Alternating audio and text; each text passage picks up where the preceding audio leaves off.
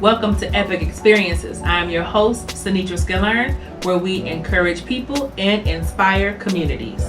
You may not think you have something epic to share, but everybody does.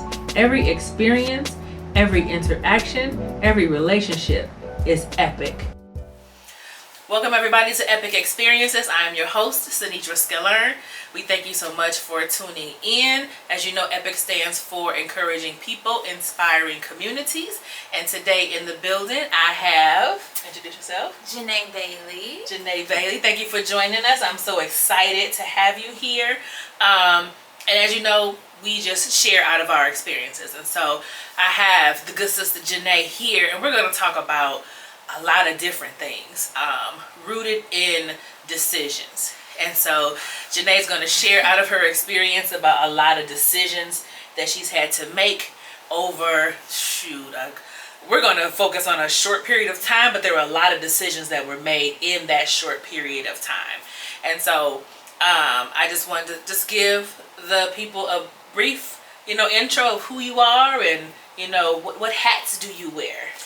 I wear a few hats. I am mom, daughter, sister, auntie, big auntie, big auntie vibes. Let me think, hairstylist, a lot of hats. just to name a few. Just to name some. Right. And so within that, what we're going to focus on, and we do it real over here, like I'm a little hot, it's okay, I'll cool off eventually. It's like 90 something outside. It's a little warm here in Cleveland. We got a heat wave. Yes. We just off camera we talked about a heat wave, a personal heat wave, but the city is having a heat wave right now. And so our paths cross because we attend the same church. Yes. We attend New Community Bible Fellowship in Cleveland Heights, and so they call what I do live hosting, but I just do the announcements at church. And so we talked briefly on stage, and then just from Janay sharing out of her experience, I'm like, I think it'd be awesome for you to come on and kind of unpack. And she just gave this much on the stage, but just a snippet, right? And so now, again, we're going to talk about a certain period or time frame in your life, but just all the decisions that came out of that time frame. And so I want to back up a little bit from what we talked about at church, but you were caregiver for your grandpa. Yes. So in 2015, my grandfather had a massive stroke, and at first he was able to kind of manage at home by himself. Then it went into, well, maybe somebody needs to check in on you for a while. Then it turned into, okay, we need to have an aide in here every now and then. And then it turned into, all right, somebody needs to be live-in. My son and I, he was 7 or 8 at the time, and we were living in an apartment, and my mom was like, well, how about this, you and Julian can come stay at granddad's house. We got around the clock aides, but we kind of just need somebody to just be the in-house person. I had no idea just how much I had signed up for. And boy, was that a roller coaster of a ride. Along with the stroke came dementia.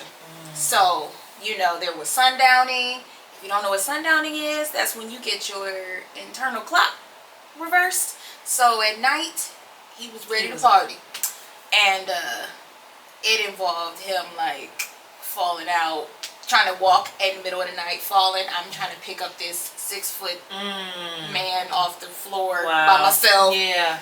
And it was a lot, but I will never regret what I did, because it brought us so much closer than actually we had ever been. Okay. So fast forward to February 27th of last year. So that means how many years? 4 years. 4 years. 4 years.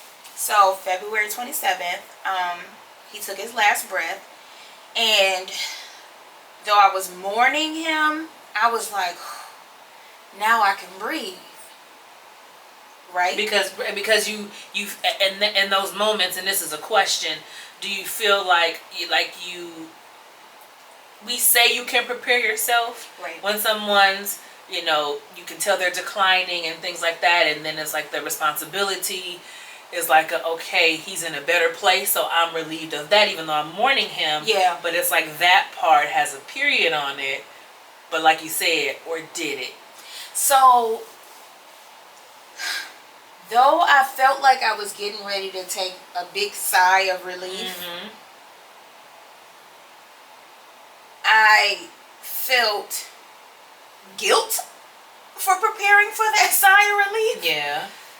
And also, it kind of felt like, well, it seems like the other shoe dropped, but I felt like there was yet another shoe to come. And boy, was I right. Because 2 days before his actual service, so the night before his viewing, I had a friend who gave me a call and said that they would just stay on the phone with me all night long because he was like, I know you haven't been able to sleep because we've been in a house and he wasn't there. So I was sitting there on the phone with him and, sorry, let me backtrack just a smidge. Yeah. When my son was 6, I nursed him when he was a baby, but I technically still produced milk. Whoa. Wow. Not unusual. Okay. It's not as unusual as you would think, but I still produce milk. Not enough to feed anybody. But in 2017, when he was 6, one day I noticed that the milk had changed colors. Kind of scared me. So I reached out to a doctor, got some tests done, and it ended up being a benign tumor. Okay. That goes away on its own. You don't even have to do any treatment. It's called intraductal papilloma. Went away in 3 months. Everything was back to normal. Okay, cool. But ever since then, I was always prone to doing my own checks. Okay. Just naturally, top of the field. Because which we should do anyway. Right. But I was only 28 at the time. Ah. I was only 28, but something was just like, okay, well, even though that wasn't that, let me just be mindful of it. Right. Well, oh boy. 2 nights before his funeral, cop the field, that's what I call it. And I'm sorry. It's okay. I can laugh now, but yes. Cop the field, and I found something that felt about the size of a golf ball. Okay. And my left, on the left side. Now the issue in 2017 was on my right. This was on my left. Okay. Whole world turned upside down in that moment while we were on the phone. Wow. Ironically, the call dropped. Neither one of us called each other back. He thought I fell asleep. I was just stuck on stupid. Right. Woke up the next morning, made an appointment for an exam. That all evolved into 5 weeks of testing. April 14th, got a phone call while I was at work. Mind you, they told me it's going to take a week for us to get the results. They kept saying a week. Well, 3 days later, while I'm standing over my client doing a silk press, they call me and say, you want to hear the results. Now, it's a Friday, and it's like 3 in the afternoon. If I say I don't want to hear it right now, then I'm going to have the anxiety and the agony of waiting all weekend. Right. So I'm like, well, just spit it out. Stage 2, triple negative, and invasive ductal carcinoma. So, can you pause? The 5 weeks of testing, what? It was multiple tests over the 5 weeks? It was multiple tests. So the first appointment, they just did a breast exam. Okay. And she was like, I know she didn't want to scare me, so she was just like, oh, it could be anything. I don't think it's anything. You're so young, blah, blah, blah. I get that all the time. You're so young. We got to kind of chill on that. Yeah. We got to put a pause on that because age seems to not matter as much as it used to. Does not dictate. So that was the first week. And then the next set of testing was the mammogram and the ultrasound. And when I got that, the radiologist came in the room, and it's probably maybe because she has to deliver this news so regularly, she kind of seemed like so nonchalant. And it was like the moments in the movies where she was just like, she just walked in, she's like, so it looks like it might be cancerous, and then she just went into a blur, and I just went into like, everything was muffled. I didn't hear anything she said. Now this is at the time of this is the radiologist. The mammogram. So and this is weeks before you get the results. Yes, this is weeks before. This is I haven't even gotten to the biopsy yet. Right. So when they looked at my mammogram and the ultrasound, it looked concerning. And because I had to do this before. But this was different. The first time they did it, we stopped at the ultrasound. Everything looked good. Everything went away. This time, totally different. And it was just like she just faded. I remember she had on red scrubs. And she just walked in, and then it just went like glossed over. And I was just staring at her. And then they were like, well, the next step is a biopsy. Biopsy was April 11th. They kept saying a week, not within a week. So I changed my schedule. I canceled clients, all kind of stuff. So just in case they call me on the 18th with some bad news, I could fall apart at home. Well, they called me on the 14th. And I took the news. I put the phone down. I stopped curling my client's hair because nobody knew. I didn't tell. My sister knew because she's a nurse, so I jokingly call her the family doctor. And my mother worked at Cleveland Clinic, was not a medical professional at all, but she was our family doctor. Yes, just because she worked at the clinic. Yeah, she's the family doctor. Okay. So there was that, and then I told my parents and my brother a few days before my biopsy. Okay. I told them. Okay.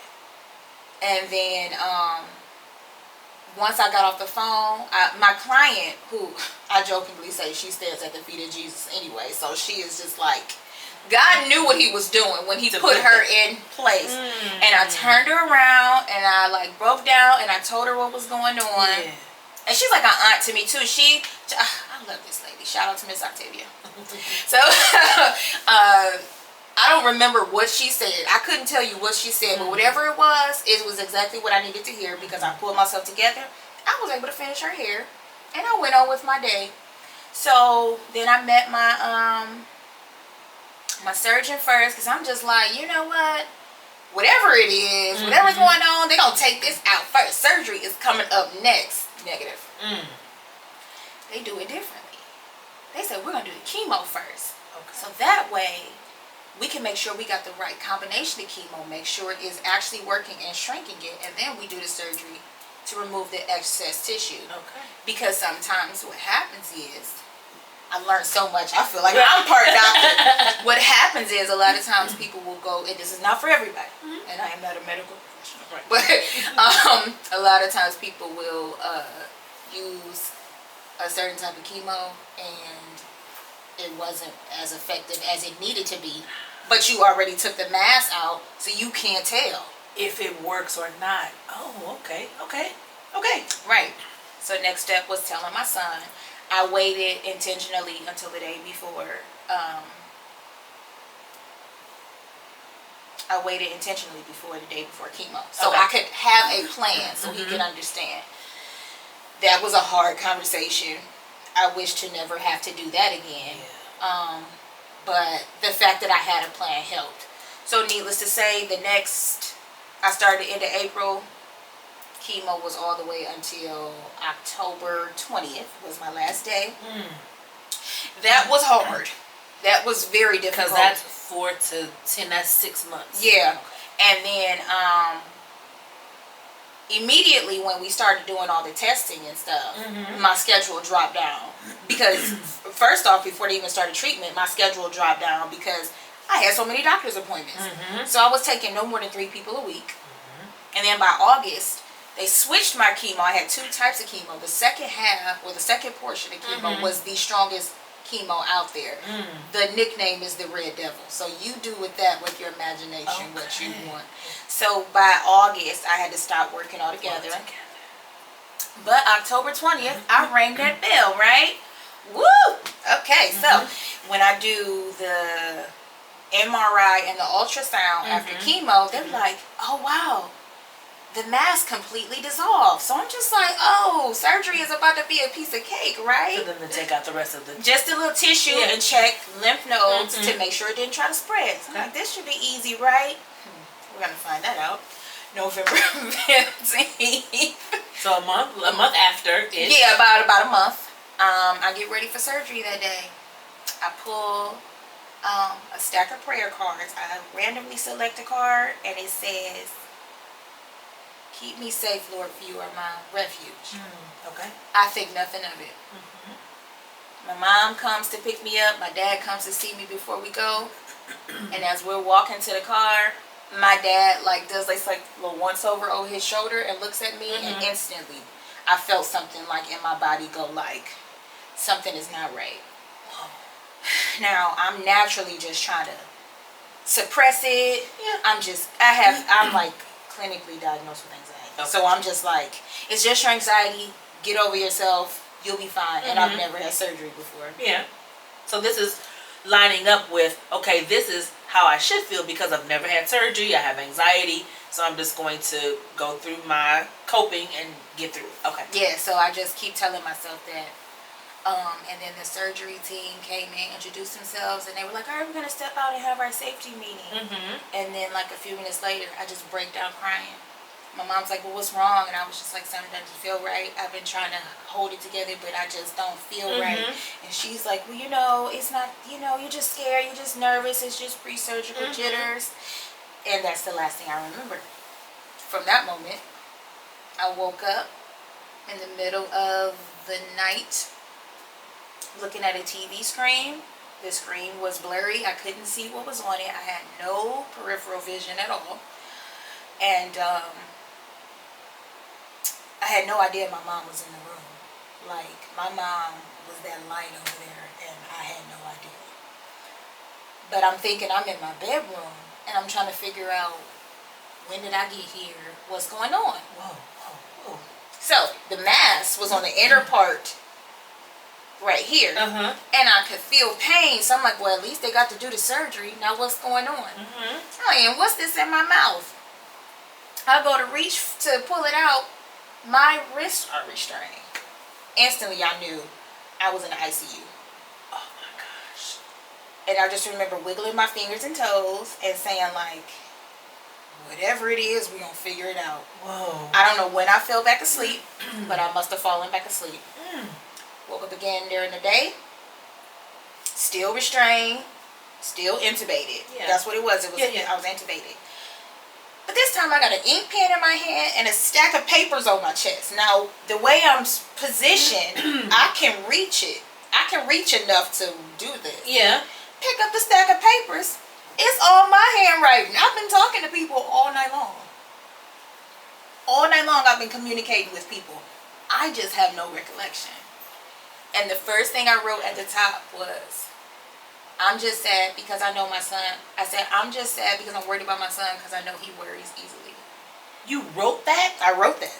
But you have no recollection. No recollection. But there's literally a stack of, I have them in my nightstand right now. There's notes, me writing and being my silly self, cracking jokes. In the writing? In the writing. It's my handwriting. But I couldn't talk. So, one question I'm sure I have and everybody, did you have the surgery? So, okay. So listen. So I got the pain in my chest. And I'm just like that. But on the note, on the paper, I said, don't tell me anything until I can talk. I don't remember exactly how I wrote it, but I said don't, because I wanted to be able to talk. Because I said I have anxiety. So don't tell me while I'm intubated. So eventually, probably by noon, this is the next morning. Okay. So this is November 16th. Probably by noon, they took the tube out. Okay. After they noticed, like, oh, this girl is good. She's up. She's up. And my surgeon came in and she talked to me. What happened was,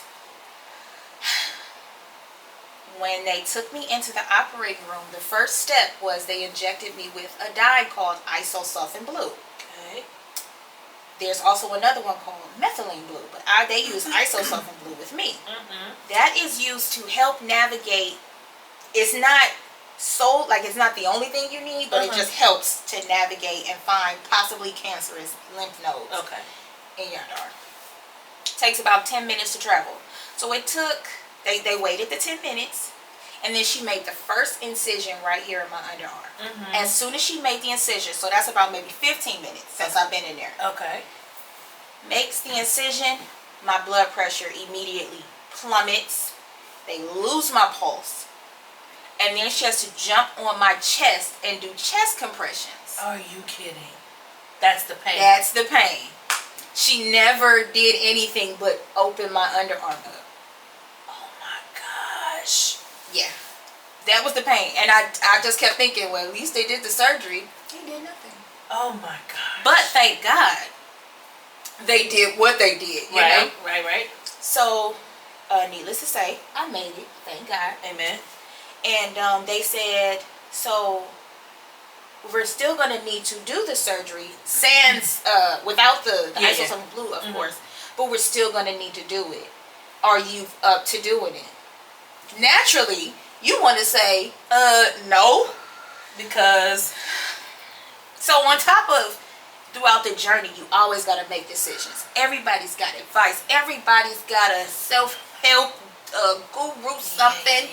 Just eat chicken feet for 6 weeks, you'll be fine. It's always these decisions and people in your ear. And then this one was just like a whoa decision. Yeah. It was pretty evident the way things happened that it was the isosome blue. Okay. But with anxiety, it's like, well, what else can happen? So I was nervous.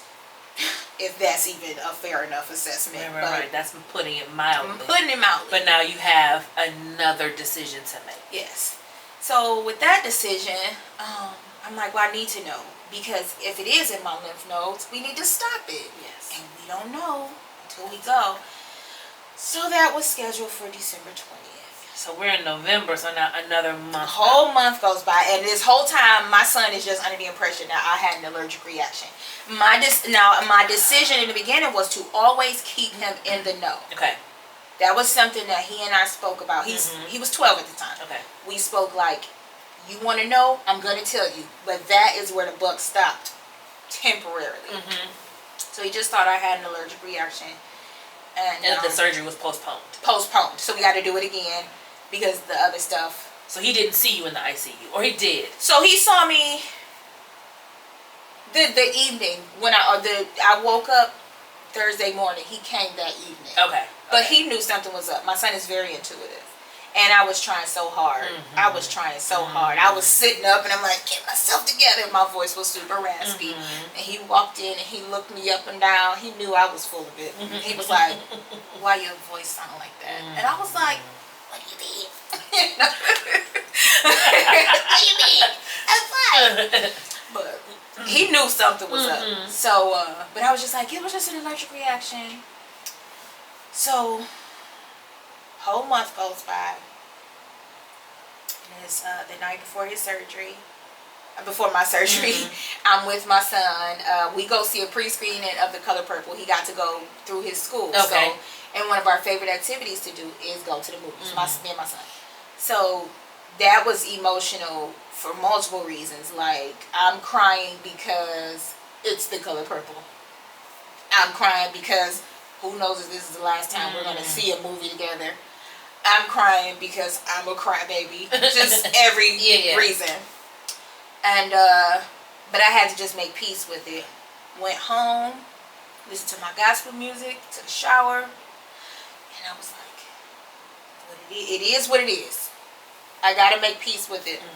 Got good sleep, woke up the next morning, pulled another prayer card. Okay. Randomly. It said, by his wounds you have been healed. I was good.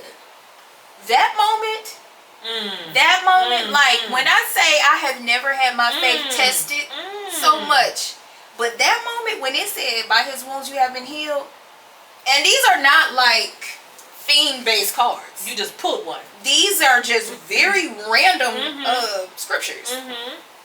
So, go in, have the surgery, woke up in the recovery room, knew I was in the recovery room, and cried like a baby. I was even able to go home same day and everything. Wow. Okay. And that was December 20th. Yeah. December 26th, got an email with my test results. Now I was cancer free. Praise God. Praise God.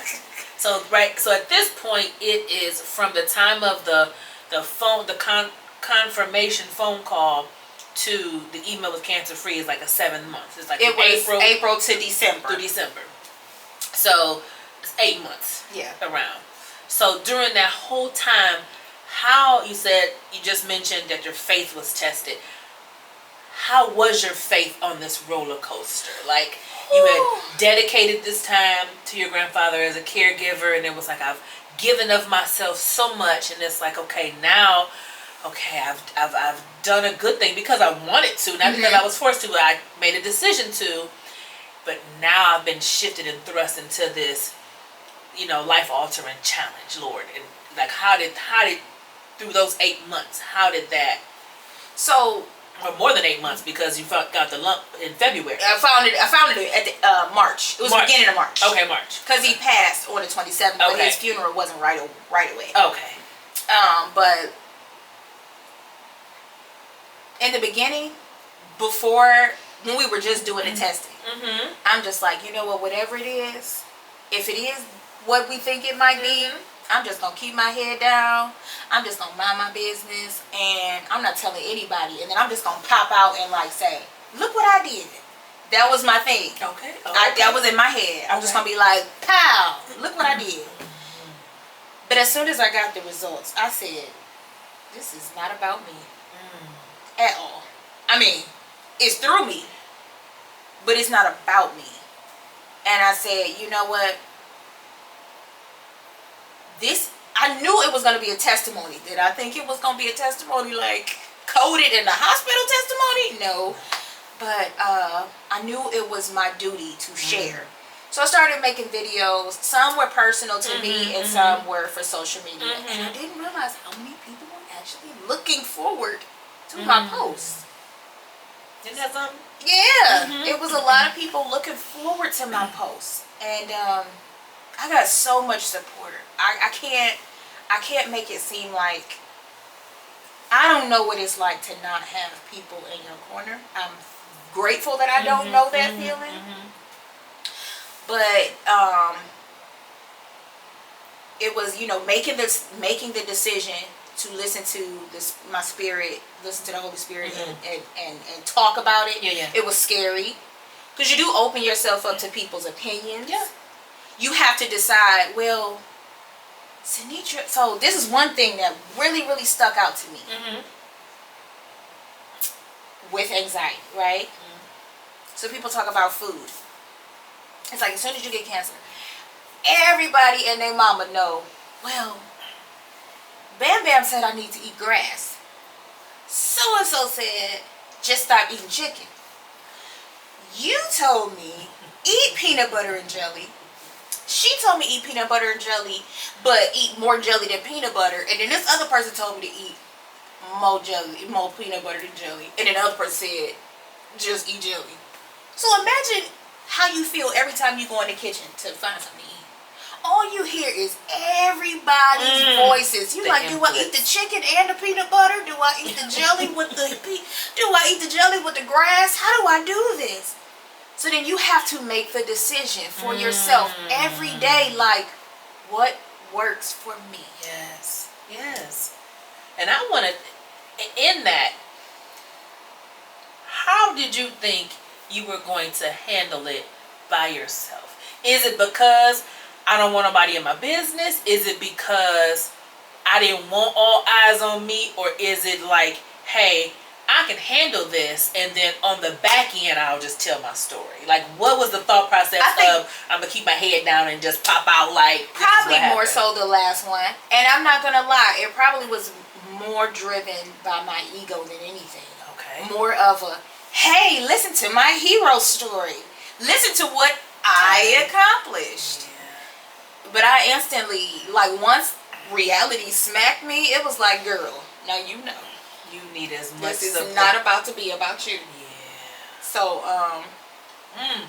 yeah. I mean, to be completely honest, I really feel like that was, I didn't realize it was an ego-driven decision, but I really thought it was about to be like, man, this is going to be a crazy story.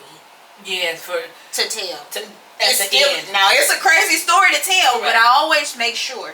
I never try to give too much of a shorter version of my surgery, because it's like, you got to know about those prayer cards. I gotta say, I have to, because that was nothing but God. Right. That was speaking to you, speaking to me, right, and speaking to my anxiety, saying, "Get out of here." Yes, and by His wounds you're healed. Like, literally giving the glory to God. Like, nothing. We know that you're about to be in the hands of doctors. We know that you're about to be in all of these other spaces and places. But ultimately, what he endured is what heals you. Oh yeah. Like that part to Yes. kind of shift your perspective and Yeah. like, okay, God, I got it. Yep. I got it in this moment, like I said, and you knew at that moment. It was such an aha moment. Ooh-wee. Standing in my living room, and I literally picked them up, and I was just like this, and I was like, "Oh, I'm good. Oh, we're good. It is done." He has spoken. He spoke. He spoke. And so that your faith was tested. yes, But having that full stop moment, like it's an old saying, God said it, I believe it, and that settles it. Mm-hmm. That was the moment you had right then and there. Yes. And so that was December 26th of what year? That was December 20th, 2020. Okay, 2020. I mean, girl, no, 2024. Okay. Too many numbers. 23. Because it's 24. Okay, so here's the thing. So there's a such thing as chemo brain. Okay, you ever heard of mommy brain? Chemo brain is mommy brain times 10. It's fine. It's okay. So yes, this was a matter of months ago. So Okay. this was 2023, At the December end of 23. 20th. I got the email with the test results. The day after Christmas. Yes, the day after Christmas. What a wonderful present. Yep. Yep.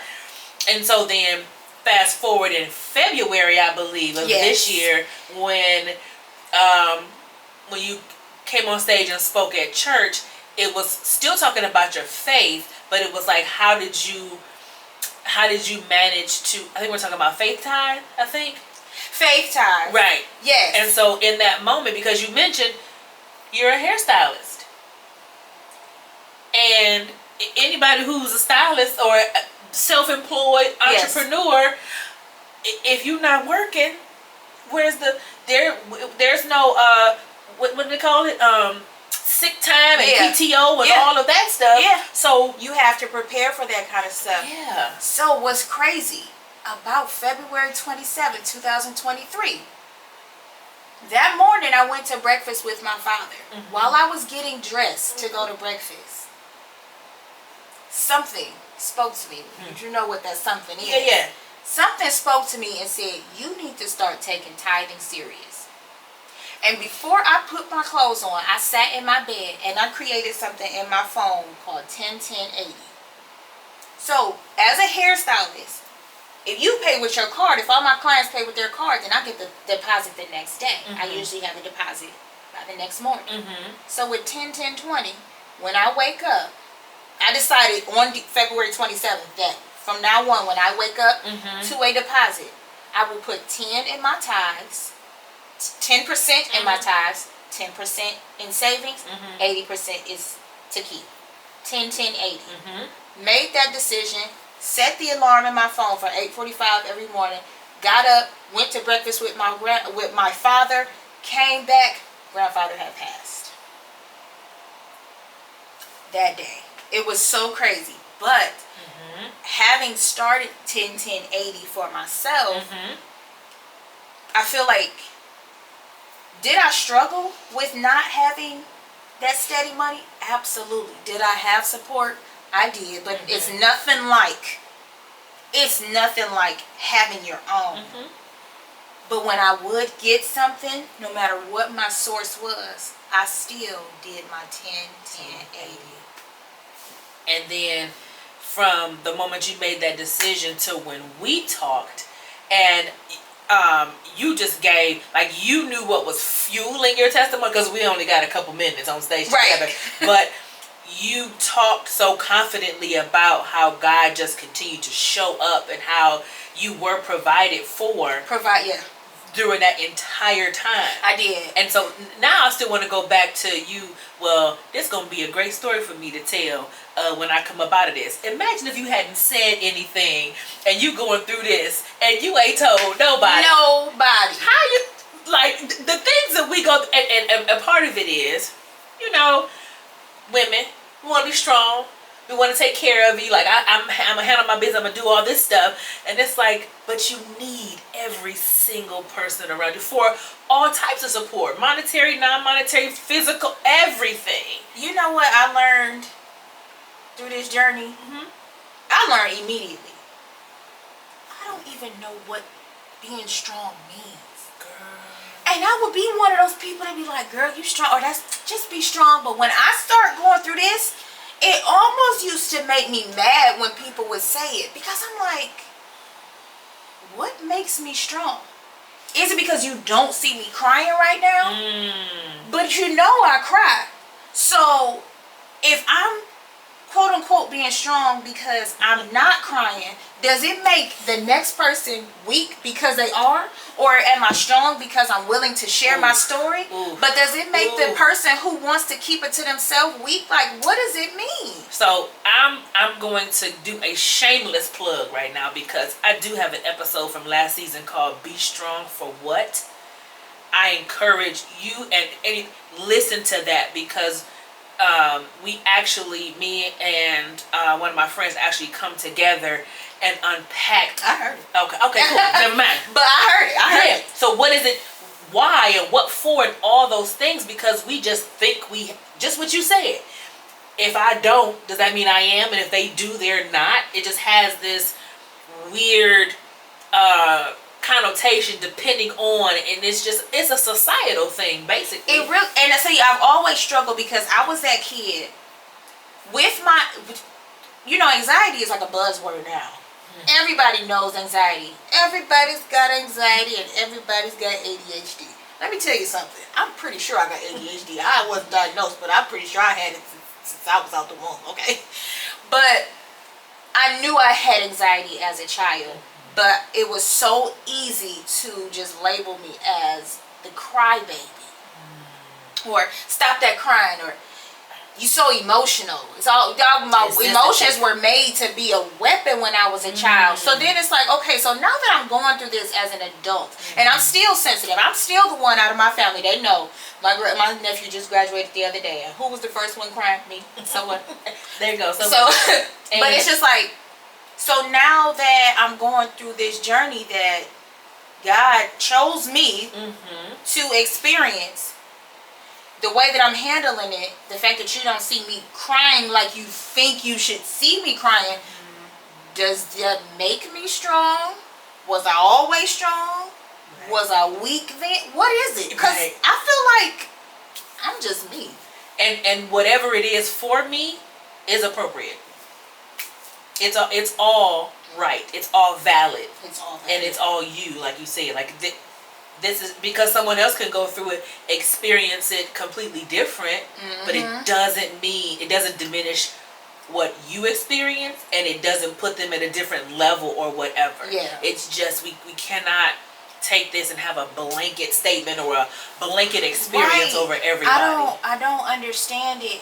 And to that point, side note, when so many things I learned and they opened my eyes to, and I was just like, I'm pretty sure there was a point where I maybe put my foot in my mouth and didn't know what to say to somebody. But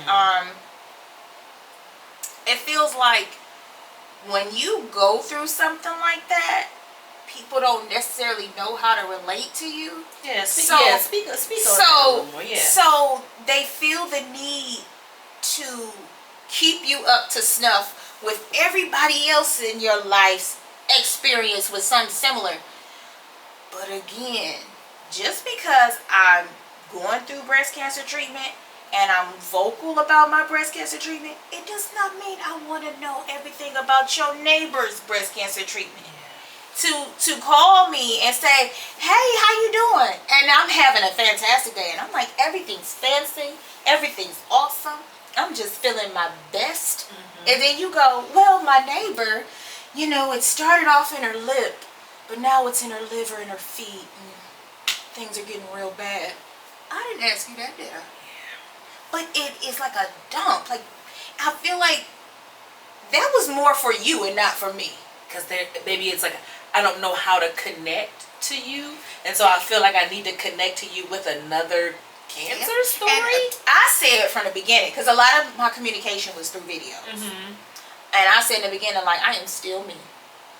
And I kept saying, I am still me. I am me. I am silly. I laugh. I joke. All of it. I cry. I don't want to cry about that, because I'm going to already cry about that. Yeah. Let's cry about this movie or something. You know what I'm saying? It's like still give me the space to have some normalcy. Yes. Like that's still valid. I think you mentioned when we talked before, it's not your new personality. Yes, it's cancer is not my. I have not just adopted this new personality. It's just your new identity. My new identity. It's just a part of my journey. Yeah. Yeah. It's just a part of my journey. Yeah. And I'm still me. I'm still Juju's mom. I'm still out here wanting to, because I love doing silk pressing. So I'm still out here ready to do a silk press. Right. That was, sidebar, that is what I miss the most about work. I didn't miss braiding. I didn't miss any of it. I miss doing a good old flat iron. Oh my gosh. It was eating me up so bad. I wanted to do. And then the first time I shampooed somebody's hair, I was like this. It was so excited. It was so excited. I took my first client in March. And it felt so great. Did. Oh, good. Now, are you back full board? Like, I don't do everything. Okay. I just do some. Okay. Some stuff. So definitely silk press stuff that just doesn't wear and tear on my body too much. So I haven't even been able to connect with all of my clients yet because it's summertime and usually I'm one of the people that's doing all the braids and stuff for the hot girl summer. Yeah, you're gonna have to go somewhere else for that. Sorry. So just. Are you gauging it to say as you feel better you'll take it on, or you're like, I don't know. Yeah. I started braiding when I was 12. Okay. And that was years ago. So that was a while ago. So I think I might just have outgrown that part of my life. And I didn't miss it. Because I didn't miss it. And that's okay. And that is absolutely okay. Yeah, I think it might be time for me to do a bit of a pivot. Yeah. As far as hair is concerned. And he's gonna provide. Absolutely. Let me tell you, this whole journey is proof of that. It is proof. Because I was blessed in this way too. I'm always gonna talk about the hardships of the cancer journey, but I'm gonna bring it back to how I've been blessed. Now, my grandfather, he passed away, but that set us up to be at home. I already have the home. I'm still at my grandfather's house. I mean, it's my house now. Yeah. I'm in this house. That removed a huge burden off of me because if I had been in an apartment and I got it, then I'd be sitting here trying to figure out how am I going to pay my rent. Yeah. But this is a family home now. Yeah. So that was a blessing. The way that lined up. Because, baby, I'm not even going to lie to you. Faith was tested in his care. And it was several times in his care where I was just like, I can't do this anymore. My son and I, we're going to have to get up out of here. We're going to have to go because it is stressful. But every time God said, sit down. I sat down. See, that obedience. The obedience of sitting down, the obedience of the 10-10-80, like just adhering and submitting yourself to the Holy Spirit and saying, I don't know how and why. I don't even know what for. But yes. Having a yes in your spirit, and then allowing like, okay, this is for a reason that will make sense by and by, as old folks say. And so, you, as it unfolded, it has continued to serve you by and by, and will continue to serve you by and by. Which is a blessing in and of itself. And so, all these decisions, and even with your hair, like, hey, I've had to decide to kind of let this part of my styling go. Like, so it's just laced and dripping with decisions. And even in the midst of you pouring out to take care of your grandpa, and now you're like, well, now I need to take care of me because I've been through a physical challenge, a health challenge, a health scare. We just gonna call it what it is. And so in the midst of that, another decision happened where you're put in a position to care for someone else in the midst of you having to care for yourself. And so we're going to carefully talk about this. I still want you to kind of share what happened still, because there's no period on the sentence. It's a lot of commas. It's a lot of commas. So there was a young man. He's 11. So I won't put too much of his business out there, but he just was born into a lot of family issues. And I knew of him through my aunt, and I was always like a silent contributor, so to speak, in his life. Always just in the background. He was a little younger than my son. he is a little younger than my son, so I would always just like contribute, stuff that pass it down. But again, listening to the Spirit. Back in the fall, I found out through my aunt that he and his grandfather had actually moved closer to us. So I was like, you know what? I'm going to stop sending stuff through my aunt. I'm going to introduce myself. Introduced myself to the grandfather. Completely inserted myself in their life because he was very hesitant to. Mind you, this is in the midst of use. This is in the midst of. Yes. I still got cancer at this point. Yes. And I'm just like, hey, he can always come to a game with us. He can come to my son's baseball, football, whatever. Well, not baseball, but grandfather's just like, I don't know. But eventually I wore him down. And he starts coming around. And when he starts coming around, he is like, can I come over, Merle? Can I come over? Can I come over? Can I come over? Well, he decides he wants to come over he wanted to come over one weekend. And I'm like, well, my son won't be here, but maybe you can go to church with me. Wakes up early Sunday morning to give me a reminder call. This is what I'm thinking. But really, he was calling me to tell me that his grandfather had passed away in his sleep. Totally turned. This was Super Bowl Sunday. Turned everything upside down. I get to him first before any family gets there. And in my mind, I'm prepared for him to have to go home with me because nobody was there at first. But eventually somebody comes, takes him, and I'm like, okay. And then he stopped. He was texting me like, I still want to go to church. And I thought that was peculiar, but okay. That was, I guess, the sign like this boy wants to go with me. And by the end of, not even by the end of the day, before the game even started, we'll just say this. All this started at 4:30 in the morning. On Sunday. Before the actual Super Bowl started, I was on my way to go get him. To come with you. To come with me. And him coming with me turned into him being with me for about 4 months. Wow. And I did the absolute best that I could. I feel like that season with him in to him coming into my family in that season was absolutely necessary for him and for me. But ultimately I had to make the decision that he needed a little bit more than what I could give in that moment. I felt like, again, God just had him with me for a season. And I had to make the decision to put him into foster care. But I talked to him. I talked to him last night. So he seems to be doing well. And I feel like that was a good decision. It was hard. It hurt. Yeah, I can imagine. It hurt. Yeah. But it was like, okay, I can't, the amount of trauma that started to unravel was greater than what I could help to heal. Yeah. So. But again, a season.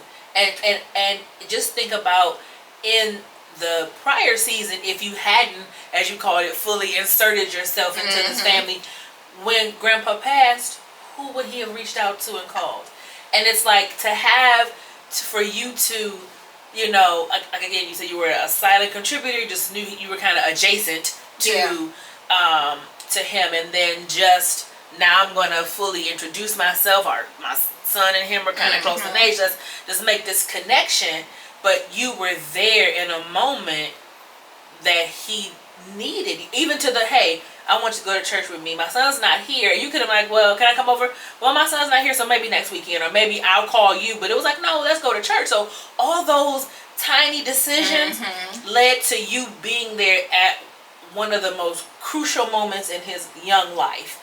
And so for you to be able to look at him and say, hey, God put him with me for a season and a reason to impact him that, and I use this term as an educator, but as educators, we're a link in a person's chain because their lives are just created with all sorts of people and situations. And so for him, you're a pivotal part of his story, and so to still have connection with him is still a blessing. Yes. And so, but in the midst, like you said, I still had cancer at this time. Like so to still do that and pour out and give of yourself in that moment, and for God to sustain you still in that moment. Man, because when I tell you, I didn't get the help that I thought that I would. I wasn't working yet. I was still going through radiation when his grandfather passed, and I reached out to the county myself, like, hey, I got this kid. Want to make sure I'm doing the legal thing. All I got was a couple of gift cards to a grocery store and a voucher to Burlington. Those 4 months, that was me and my community. Still.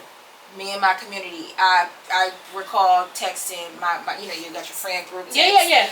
I sent a message out to all of them like, hey, does anybody's son or boyfriend have any old size 10s that they could just throw my way? They were like, they eventually started texting me back like, I know Julian don't need no shoes. Right. What's happening here?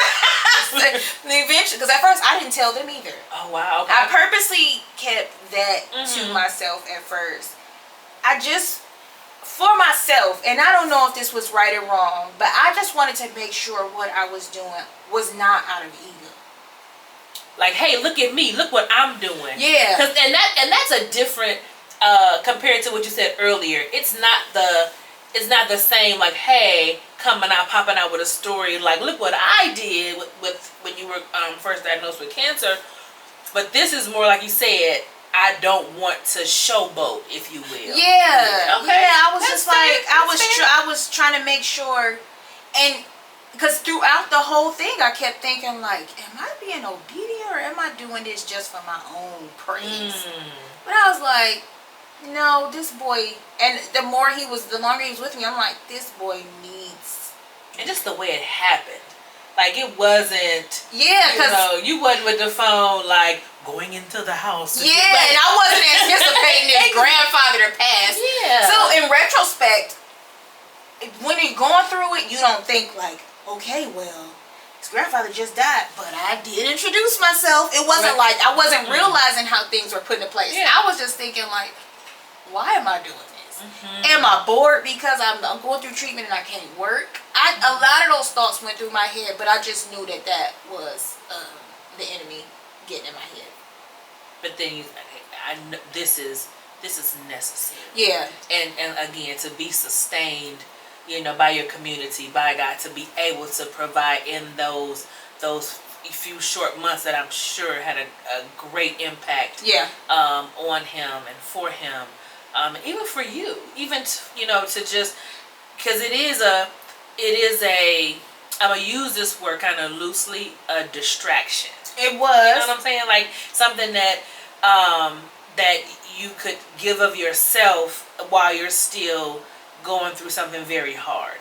But it's like blessed to be a blessing. Like that's what it is. I kept thinking like, it's not. This was ordained. God pulled me. That's a great word. He brought me back. He brought me back. Yeah. And I feel like that's one of the reasons why he brought me back. Yeah. I am not the end. Because, and then I had to think too, I was just like, ego would have made me keep him. Ego would have told me, you can still do this. It's hard, but you can still do this. Oh, wow. Ego would have made me keep him in my home. It's like, no. Oh, wow. Stop. Yeah. Stop. Yeah. Wow. Oh. Oh, my gosh. And I said we're going to, we're looking at is this a year? A little over a year? Everything started, let's just say February 27th. Of 23. 23. Okay. And so, wow. So a little over a year. Because we're in what? June? July? No, it's June. Lord have mercy. Yes. Yeah. So. Because I would have went with you. I would have said August. I'd have been like, girl, it is August 15th. You right. Yeah. So we talk about keto brain. I got menopause. and that's really what it is. That's another thing. It puts you through a menopause. So yes, the foggy brain, the hot flashes, all of it. Your body changes. I gotta say this too. Okay. I don't know. God be speaking through me, and I feel like a lot of people need to hear this. Go for it. So, with treatment, okay, I did chemo, radiation, and something called immunotherapy. You ever see those commercials for something called Keytruda? Yes. So, Keytruda was the immunotherapy that I did. Chemo, they cocktail in steroids because they want to, they want you to gain some weight. Because a lot of times, you can tell somebody has cancer when they drop all their weight. When you drop all that weight, your body can absorb the chemo as well. Well, they want you to bulk up just a smidge. Well, bulked up some. And with the immunotherapy, it can mess with your thyroids. So, literally, within a month and a half of starting treatment, I was about 40 pounds heavier. Like, it happened fast. It happened so fast. And it's so funny because when you don't see it on yourself. But I had this denim skirt that when I would wear it before, it stopped right above my knees. Well, one day, we go to treatment. My dad takes me to treatment. I go in to go sit down. I'm flashing people. I had no idea. Like, wait a minute now. I was on swole like that until I put that dress on. So, with that, okay, I feel like I need to say this. When you know someone was going through whatever they may be going through, right? So with my story, I'm going through the cancer, but I'm still me, and I'm having a moment, and I'm like, you know what? I just really do not like the fact that I don't look and feel like myself. And then the other person combats it. But you were fighting for your life. And I be thinking like, I had no idea. I didn't even know I was there. I didn't know that. Thank you for telling me that. Thank you. I didn't know. And it's not, I know it's probably just to, try to bring you back to a place of gratitude. But understand, the gratitude is there. Yeah. Gratitude is there. But don't diminish that person's experience. Yeah. And don't minimize just because it's about something as vain as appearance. You let your appearance change within a matter of weeks and see how noble you can be in that moment. And snap yourself into a perspective of gratitude. It's real. Like, let me experience this, please. Don't try to talk me out of it. Yeah, don't talk me out. It's so many. Going through cancer, and I can't speak for any other experience, but going through cancer, it's like, I know this is going to sound crazy, but the fear of dying part is only like maybe 45% of it. The other parts, it's all kind of emotions. It's okay. You don't feel like yourself. I'm a whole hairstylist, and then I could feel I'm literally pulling clumps of my hair. Now there's another one. I always wore my hair short anyway. So then when my hair was starting to come out, and people were like, well, are you gonna wear it bald? Will you wear your hair short anyway? That is not the same. And it's right. It was by choice, but this is not my choice. This is not my choice. Yeah. So I think. And I know one thing, I can be sensitive to certain things, so I will own that. But I just wonder, like, not even so much wonder, because I have talked to other survivors and warriors, and some of those things, they're like, you know what, I wish I could say that to people. So I'm the person that's learning to say it. But with grace. I have grace with everybody in the world, because like I said earlier, I'm pretty sure I had plenty of moments where I put my foot in my mouth and didn't know what I was talking about. Thought I was being helpful, and I wasn't. Because people are not intentionally trying to hurt your feelings or diminish, but it's, and I think about it like this. I think about it more so if someone has experienced a loss, and people, because I've experienced loss, and people just don't know what to say. Yeah. And so they say some of anything. Yeah. You know, like, because they're uncomfortable, so they're trying to say stuff to kind of get you out of your uncomfortableness, and so it's awkward. So it's not awkward for them. Yeah, so it's not awkward for them. But for you, when you said, I'm going to say it, but I'm going to say it with some grace. Yeah. Because I need to teach people how to treat me in this moment. Can't speak for everybody else. I can't. But like, I still want people to know how I'm feeling, but I want to be gracious about it because I don't feel like it's coming from a bad place. Yeah. And so it's like that, but that's a dance.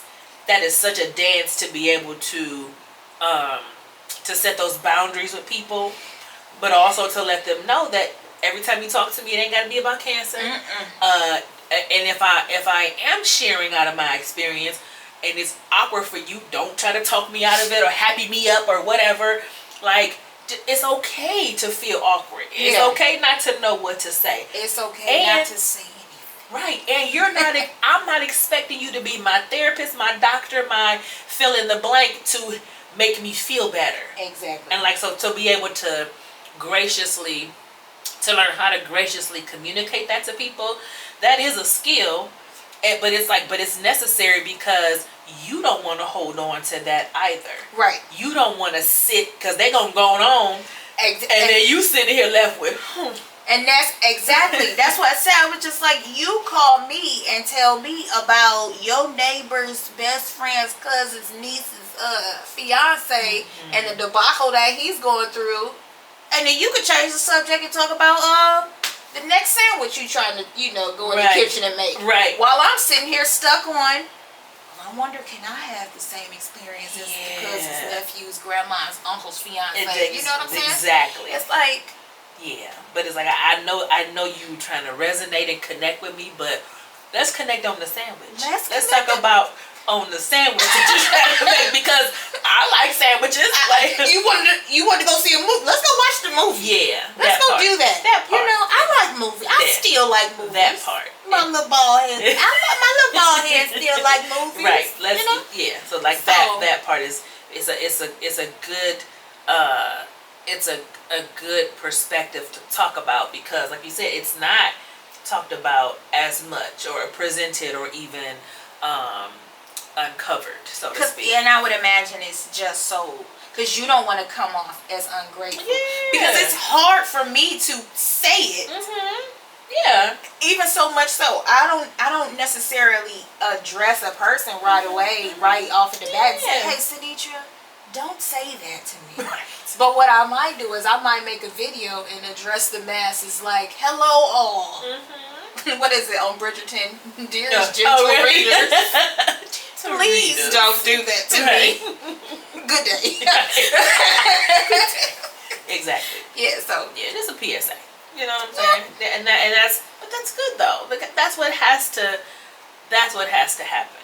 You know what I'm saying? And so for you to pull that out as a part of your experience is good as well, because that's good for your mental health. It's good for your overall health, not to absorb it and now you're internalizing it and you're frustrated, which serves no one.